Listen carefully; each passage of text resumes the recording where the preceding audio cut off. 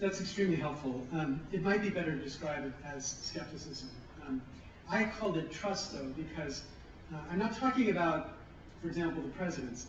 If you look at the three institutions of government, in the three branches of government in the United States, the one with the highest public support is the institution that's not elected by the people, the court. Second highest is the presidency.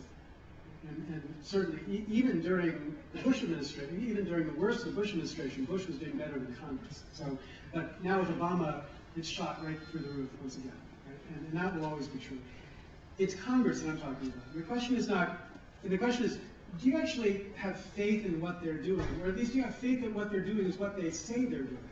Right? Or do you think, what they say they're doing is just trying to figure out what the right answer is?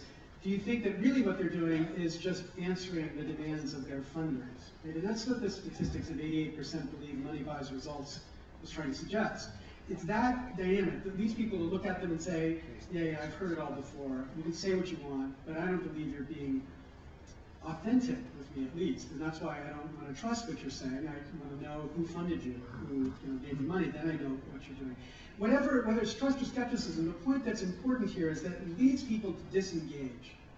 So people engaged in record numbers to go make a Barack Obama president or to make John McCain president. That was important.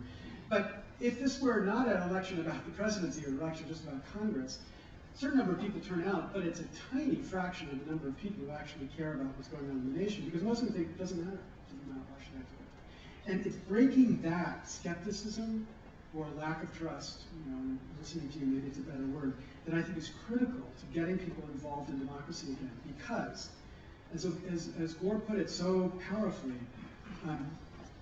but as a Gorophile, that's what I would see. But as he put it so powerfully, it's the failure of people in America. This is an American feature. I don't think many governments around the world can say the same.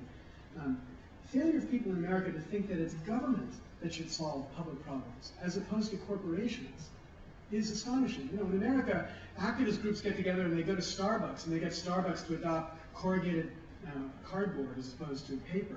That's activism, right? The idea that you go to government and get government to pass a law that would require corrugated, that's crazy. Why would you ever do that, right? That's the crisis of democracy in America.